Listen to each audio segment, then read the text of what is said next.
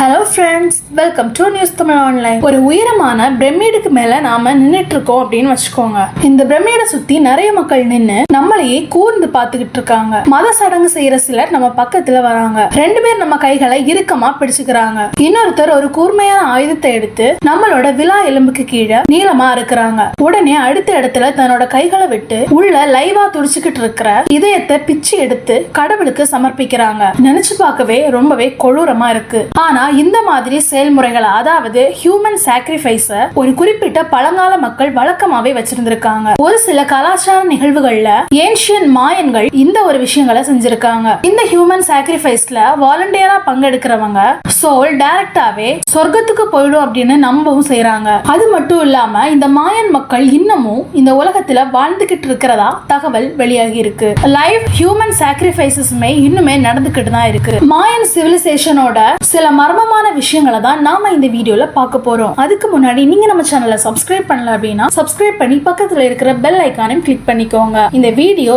ரொம்பவே இன்ட்ரெஸ்டிங்கா இருக்க போகுது. வாங்க வீடியோக்குள்ளாடி போகலாம்.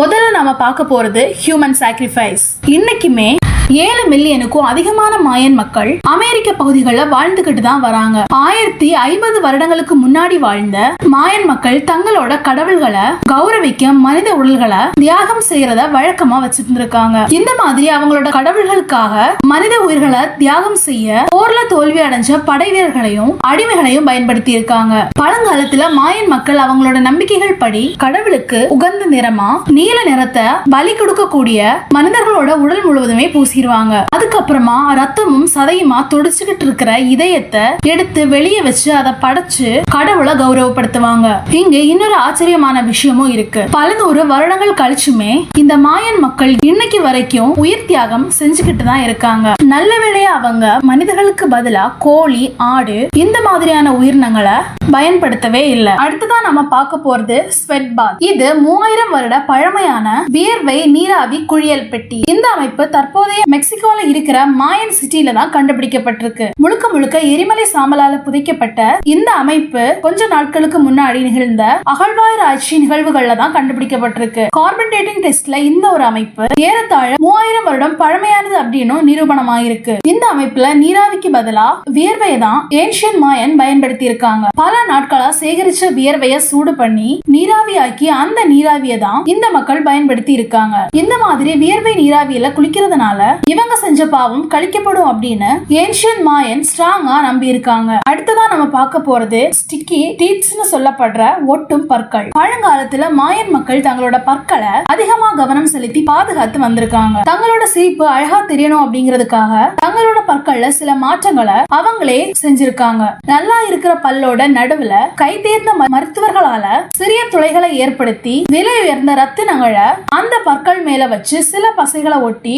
அழகு பார்த்திருக்காங்க. இது மூலமா அவங்க பற்கள் அழகா தெரியும்னு அவங்க நம்பி இருக்காங்க. இதுக்கும் இன்னொரு படி மேல போய் சில உயர்ரக மாயன் மக்கள் தங்களோட பற்களை சில ஆயுதங்களை பயன்படுத்தி தேய்ச்சு அதை கூர்மைப்படுத்தியும் இருக்காங்க. ரத்தின முறை பற்கள் எல்லா மக்களுக்குமே காமனானது. ஆனா இந்த கூர்மைப்படுத்துற முறை ஹை கிளாஸ் மாயன்களுக்கு மட்டுமே இருந்திருக்கு. இந்த முறையில சில குறிப்பிட்ட ஆயுதங்களை பயன்படுத்தி ஒரு புள்ளியில பற்கள் குவியற மாதிரி ஷார்ப்பா கிரைண்ட் பண்ணி இருக்காங்க. இதனால அவங்க பற்கள் அழகா தெரியும்னு மாயன் மக்கள் நம்புறாங்க. அடுத்ததா நாம பார்க்க போறது மாயன் ஹைரோகிளிப்ஸ். இந்த உலகத்திலேயே ரொம்ப கஷ்டமான ரைட்டிங் சிஸ்டமா வச்சிருந்த ஒரே சிவிலைசேஷன் மாயன்கள் தான். 800க்கும் அதிகமான ரொம்பவே காம்ப்ளிகேட்டான ஹைரோகிளிப்ஸ மாயன்கள் அதிக அளவுல பயன்படுத்தி இருக்காங்க. இந்த ஹைரோகிளிப்ஸ பயன்படுத்தி தான் ஏன்ஷியன் மாயன் 10,000க்கும் அதிகமான புத்தகங்களை எழுதி இருக்காங்க. இந்த புத்தகங்களுக்கான பக்கங்களை காட்டு அத்தி மரத்தோட பட்டைகளால உருவாக்கி பயன்படுத்தியும் இருக்காங்க. அது மட்டும் இல்லாம வரலாற புத்தகமா எழுதி வச்ச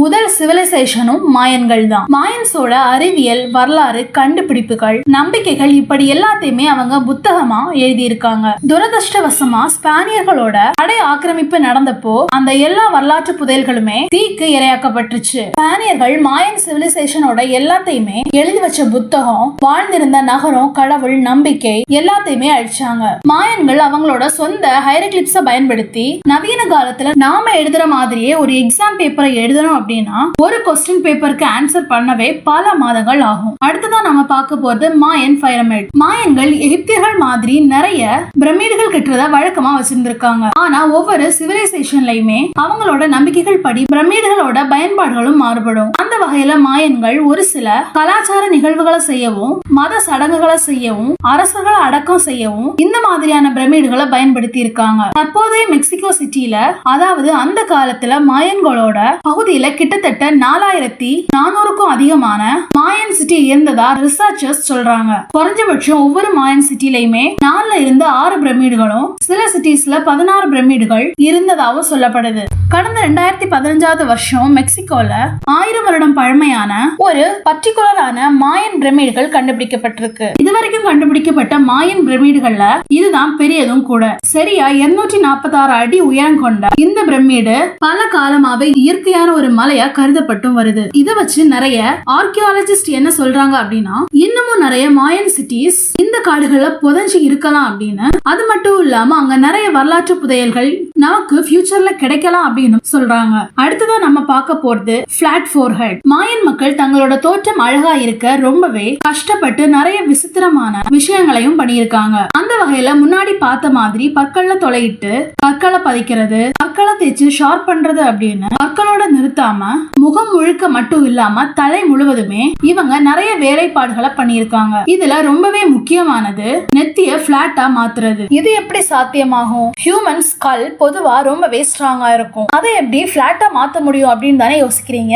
மாயன்கள் சின்ன குழந்தைகளோட நெத்தியில ஒரு பிளாட்டான மரத்துண்டுகளை வச்சு டைட்டா கட்டி விட்டுருவாங்களாம். அந்த குழந்தை வளர வளர அந்த குழந்தையோட மண்டையோட அமைப்பு நேச்சுரலான ஷேப்ல வளர முடியாம பிளாட்டான அந்த மரத்துண்டோட அமைப்புனால அது தகவமைச்சுக்கும். சயின்டிபிக்கா பார்த்தாலும் இது சாத்தியமும் கூட. அடுத்ததா கண். இந்த மாதிரியான கிராஸ் ஐஸ் இருக்கிறது கடவுளோட அம்சமா மாயன்கள் பாக்குறாங்க. இதுக்காக நிறைய பயிற்சிகளை எடுத்து தங்களோட கண்களை பெர்மனண்டாவே கிராஸா மாத்தியும் இருக்காங்க. அது மட்டும் இல்லாம பெரிய மூக்கு இருக்கிறது தங்களுக்கு ரொம்பவே அதிர்ஷ்டத்தை கொடுக்கும் அப்படின்னு ஏன்ஷியன் மாயன் ரொம்பவே நம்பிக்கையா இருந்திருக்காங்க. ஆனா அதுக்கு பெரிய பயிற்சிகளை பண்ணாம களிமண்ல மூக்கு மாதிரி செஞ்சு அதை தங்களோட மூக்கு மேல அட்டாச் பண்ணி பயன்படுத்தியும் இருக்காங்க. இவங்க இந்த மாதிரி அழகுபடுத்துற விஷயத்த தலையோட நிறுத்திக்கிட்டாங்க. அடுத்ததான் நம்ம பார்க்க போறது மாயன் கேலண்டர். இந்த பேரை கேட்டாலே எல்லாருக்கும் டிசம்பர் 2012 தான் ஞாபகம் வரும். ஏன்ஷியன் மாயன்ஸோட the long count calendar December 2012 தான். இது 2012ஓட முடிவடைஞ்சதுனால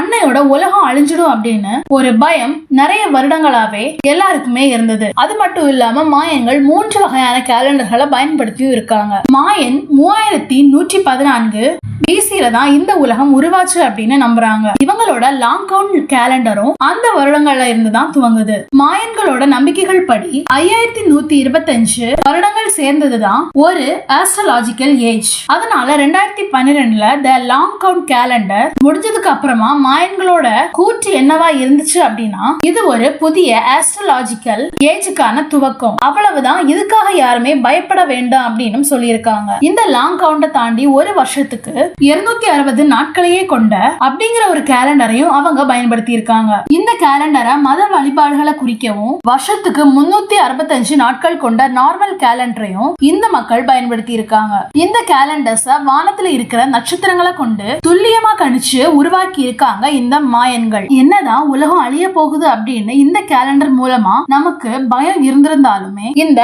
ஏன்ஷியன் மாயன் த கிரேட் ஆஸ்ட்ரோனாமர்ஸ் அப்படின்னு சொல்லியே ஆகணும். இந்த உலகத்துல நிறைய பழங்கால நாகரிகங்கள் இருந்துகிட்டே தான் இருக்கு. அந்த ஒவ்வொரு நாகரிகங்கள்லயுமே அவங்களோட பண்பாடு கலாச்சாரத்துக்கு ஏத்த மாதிரி பல வழிமுறைகளை அவங்க ஃபாலோ பண்ணிக்கிட்டு தான் வராங்க. அந்த வகையில மாயன்கள் ரொம்பவே முக்கியமானவங்க. இந்த வீடியோல சொன்ன தகவல்களை பத்தின உங்களோட கமெண்ட ஷேர் பண்ணுங்க. இந்த வீடியோ பிடிச்சிருந்தா லைக் பண்ணுங்க, ஷேர் பண்ணுங்க.